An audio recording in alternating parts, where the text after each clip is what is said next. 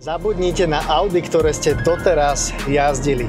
Nové modely vďaka novej technike jazdia na úplne inej úrovni a konečne sa odstránila nedotáčavosť. Je to nové auto na novej platforme s novým motorom, prevodovkou, exteriérom, interiérom a dokonca má aj nové označenie.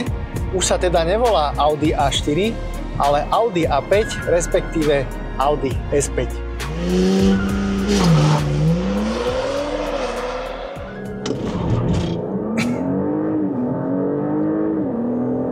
Z 0 na 100 vystrelí za 4,5 sekundy, takže máme tu 6-valec 3 liter TFSI, ktorý spolupracuje s mild hybridným systémom, ale nie je to obyčajný mild hybridný systém, ale je to mild hybridný systém na steroidoch, lebo vy tu viete už napríklad v podzemnej garáži manévrovať, respektíve pohybovať sa kompletne na elektriku a taktiež počas jazdy cítite, ako vám ten elektromotor pomáha.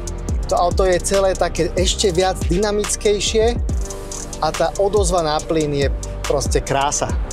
Presne v takomto športovom aute je to veľmi žiaduce. Máme tu 367 koní a 550 Nm a ako som spomínal, máme tu elektromotor, ktorý nám dáva boost navyše. To je konkrétne 24 koní a 230 Nm. Tak máme tu novú prevodovku 7-stupňovú, avšak čo mi tak trošku na nej vadí je, že v tom manuálnom režime jednoducho to samovolne preradí na vyšší prevod. A práve keď je zima, keď využívate to quattro, točíte sa, robíte si donatíky, tak jednoducho chcete mať to auto kompletne pod kontrolou a nie, že teraz zrazu jednoducho vám preradí na vyšší prevod. Takže toto je trochu škoda, ale ináč nemám v podstate čo vytknúť. Čo sa týka spotreby, tá je udávaná na úrovni 7,6 litra, ale musím povedať, že ja som sa pod 9 litrov ani nedostal. Takže skôr by som rátal s nejakými 10 litrami na 100 km, čo je aj tak podľa mňa pekná hodnota na to, že máme tu 6-valec a to auto váži ináč mimochodom 2,1 tony. To je viac ako X3 M50, ktorú sme teraz testovali.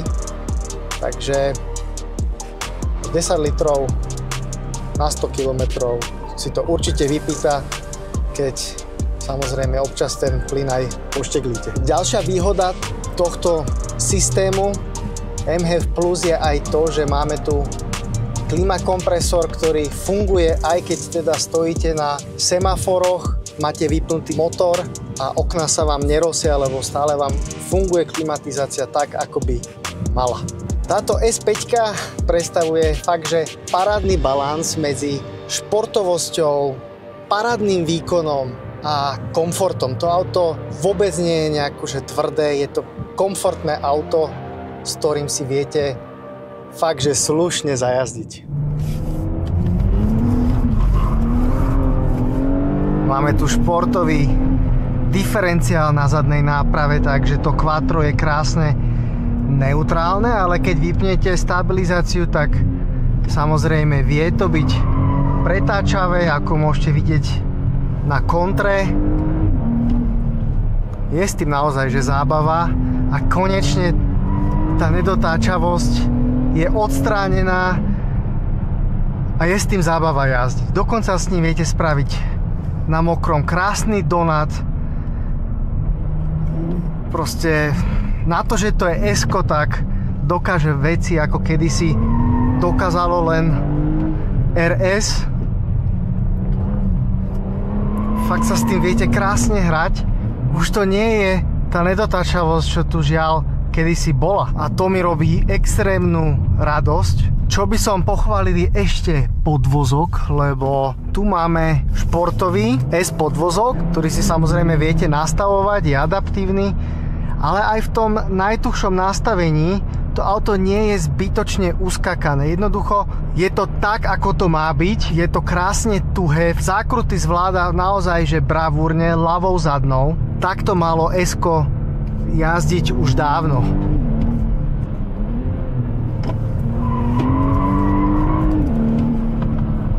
vidieť, že to auto naozaj že pracuje extrémne dobre. Tá predná náprava má grip a vy sa o ňu opriete a ten zadok už krásne ide slajdom von. Naozaj je to porovnateľné, ako teraz som nedávno testoval BMW X3 M50, aj keď X-Drive je teda viacej zadokolka, ale v realite je to tak dobre spravené už, že ma to nesmierne baví a ide to stále tým zadkom smerom von a to je asi tá najlepšia správa. Áno, máme tu hmotnosť na úrovni 2,1 tony, ale pravda, vôbec tú hmotnosť ako keby ani nepociťujem. Jedine, keď ju pociťujem, je pri takomto šmiku, vtedy sa to auto ako keby hrnie trošku ďalej, ale toto auto nie je robené teraz na drifty, ono vie ísť pekným šmikom. Niekedy ma to až prekvapí, že toto nie je RS model, ale S model a ide to už tak pekne bokom. Takže fakt, že sa s tým pekne vyhrali. Dostatok výkonu, však bavíme sa o nejakých 391 koňoch, takže ono tu vôbec necítim, že by trebalo ešte vyšší výkon.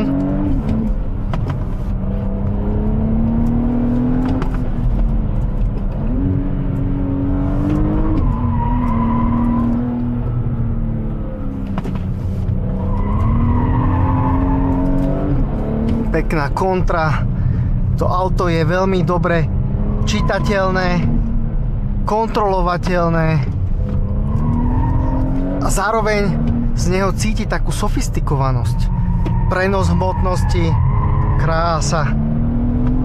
To je veľmi zložitá zákruta, ale ako ste videli, ide to tam pekne, neutrálne až pretáčavo. Takže ja som absolútne spokojný. Ja milujem zadokolky a pretačavý charakter auta a preto Audi pre mňa bolo vždy také, že je to skvelé auto, ale ja som chcel ako keby väčšiu pretačavosť a konečne Audi robí také autá, že je to pre mňa už konečne alternatíva. Náš kúsok je v tejto červenej Grenadine Metallize, musím povedať, že tomuto autu táto farba veľmi sekne. Máme tu športové brzdy, je tu taký aj dokonca navádzač vzduchu, ktorý by mal efektívne chladiť brzdy. Uvidíme, ako to bude fungovať v realite. Potom tu máme 20-palcové disky s takým efektným sfarbením a ako vidíte, tak to auto je v podstate ako keby coupe, že už to nie je sedan, ale už to je teda liftback, takže celé vlastne zadné dvere sa otvárajú. Takže je to trošku praktickejšie. Máme tu zapustené kľúčky, takže tiež novinka, ale čo ma tak naozaj veľmi pozitívne, nie že prekvapilo, očakával by som to, ale tie minulé generácie jednoducho mali také fejkové koncovky, že to nemalo obdobu, ale tu prosím pekne už máme reálne koncovky, je tu klapkový systém. Sice má to soft limiter, ale musím povedať, že má to celkom pekný zvuk a dokonca si to aj zabubloce.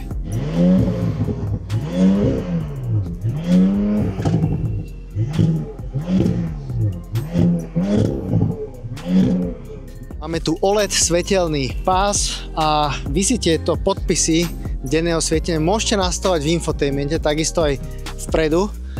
A myslím si, že to auto naozaj teraz ešte oveľa viacej vynikne. Vpredu máme LED matrixové svetlomety novej generácie, takže tie fungujú naozaj že veľmi slušne. Jednoducho. Za mňa veľmi krásne, elegantné auto. Celkovo pôsobí tento nový kokpit veľmi hodnotne, moderne, človek sa v ňom cíti veľmi dobre.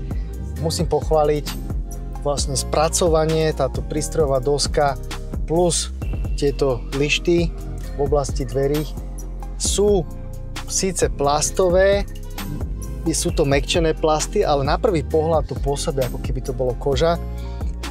Je to za mňa úplne v poriadku, vôbec nemám pocit, že by to pôsobilo lacným dojmom. Tiež tu máme teda kontrastné prešívanie, máme tu alkantaru, nový volant, síce s týmito plastovými padlami, trošku to pôsobí lacno, ale čo už. Čo sa týka kľúčiek, tak sú tiež také plastovejšie.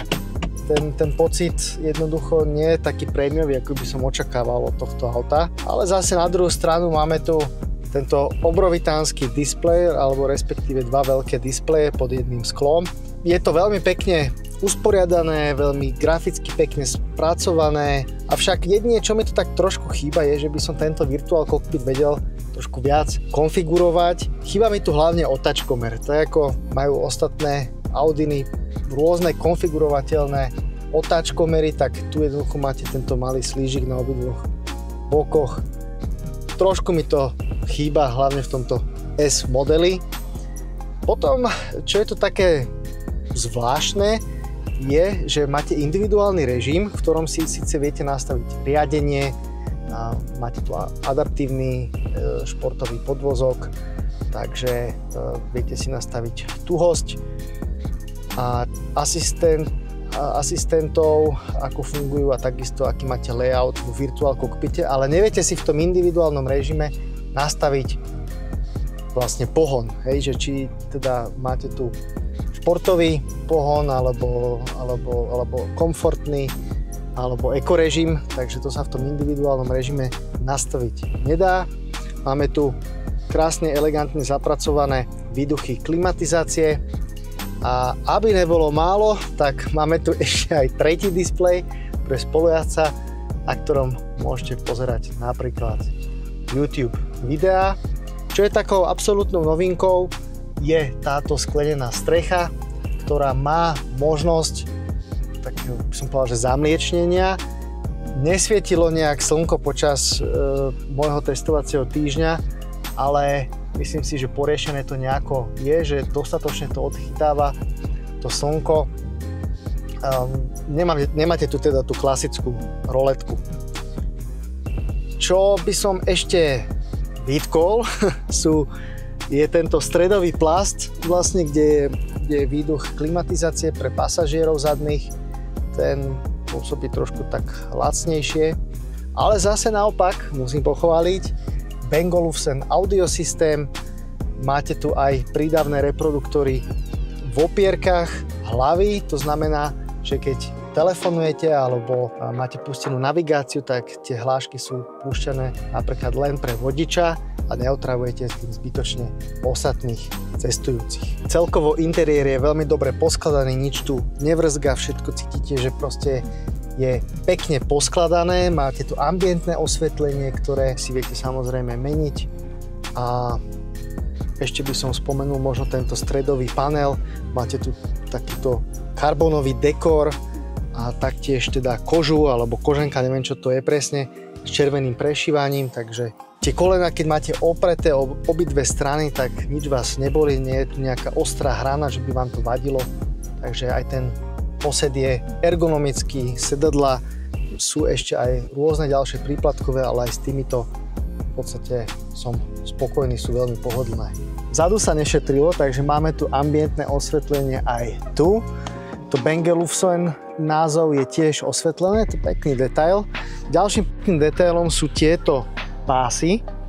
A čo by som ešte povedal? Čo sa týka veľkosti, tak máme tu v podstate nie nejak úplne veľa priestoru, ale myslím si, že ľudia do 190 cm sa tu vedia komfortne odviesť. Audi S5 začína od 78 000 eur a priamym konkurentom je za mňa BMW M440. Pôvodne som si myslel, že je to 340, ale toto už nie je úplne sedan, ale ako som spomínal, také skôr coupé a ešte aj liftback. Takže priamy konkurent je 440, ktorá má takisto 6-valec, čo je super, lebo Mercedes napríklad má C63, 43, pardon, ale aj 63, iba dostupnú so 4-valcom. Takže za mňa nie je úplným priamym konkurentom, aj keď z 0 na 100 zrýchluje trošku rýchlejšie. Audi S5 hodnotím veľmi pozitívne. cením, že si ponechali benzínový 6-valec, to sa len tak nahradiť nedá. Prekvapila ma dynamika v zákrutách, to auto je veľmi hravé a podvozok je tuhý, ale krásne filtruje všetky nerovnosti. Osobne mám pocit, že Audi sa vzdialuje od Volkswagenu a približuje skôr k Porsche.